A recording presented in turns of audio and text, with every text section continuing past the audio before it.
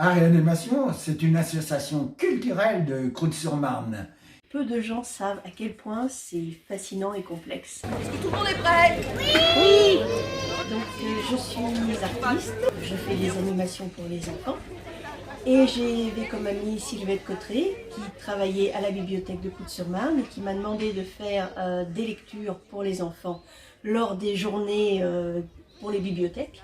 De fil en aiguille, elle m'a proposé de rejoindre l'association Art et Animation de Croûte-sur-Marne avec Sylvia que je connaissais déjà et avec Jacques que je connaissais aussi, mais pour d'autres animations.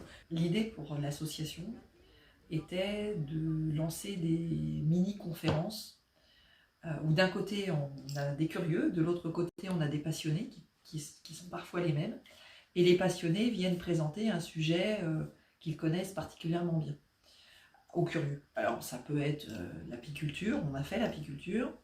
Je me suis proposée pour accueillir des gens une après-midi pour leur expliquer la vie des abeilles, ayant moi-même 3 ruches à la maison, car je me suis rendu compte que beaucoup de gens sont fascinés par les abeilles, mais ils ne savent absolument pas quelle est leur vie, comment ça fonctionne, comment elles produisent le miel.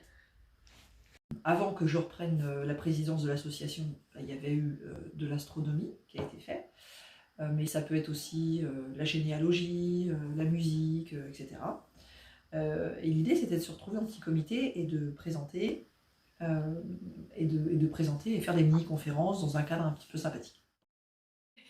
Nous avons aussi participé à Finambule, le festival de champagne de notre village Croûte-sur-Marne, le petit train qui faisait le tour du village, et à l'intérieur nous racontions aux visiteurs les anecdotes du village. On a fait tout un petit recueil en interviewant des personnes âgées pour avoir des anecdotes sur ce qui s'est passé, y compris à l'époque des Vikings, on est remonté assez loin. Et d'ailleurs, si vous avez des anecdotes sur vous, vos aïeux, votre maison, n'hésitez pas à venir nous les raconter, on est assez friands. Cette année, le projet qu'on voulait faire, puisque c'était les 400 ans de Jean Lafontaine, donc c'était un projet théâtral. C'était pas vous? Oui, c'est moi qui ai écrit L'Huître et les plaideurs. Oh, oui. Je vais vous expliquer comment j'ai fait. Depuis que je suis petit, j'écrivais des sketchs pour moi, pour mon plaisir. Et puis j'ai dit, un jour, je ferai rigoler les gens. J'ai écrit avec Jacques Panier une pièce de théâtre. En fait, on s'est amusé à mélanger des anecdotes qui sont réelles sur la vie de Jean de La Fontaine et une histoire totalement inventée de Petroni et Jacques. Je crois que j'ai calculé, ça doit faire 44 ans que je fais carrière amateur. T'as bugué?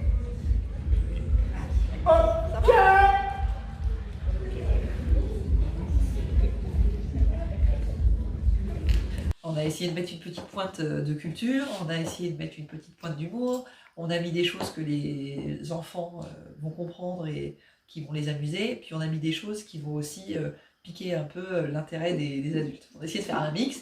C'est une pièce en 2 actes qui dure à peu près 1h30. Un peu comme l'autre, là, l'autre de rempart.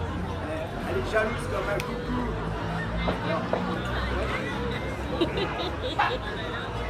Comme le public, il participe beaucoup, puisqu'il vient même sur scène, donc on ne voit pas le temps passer.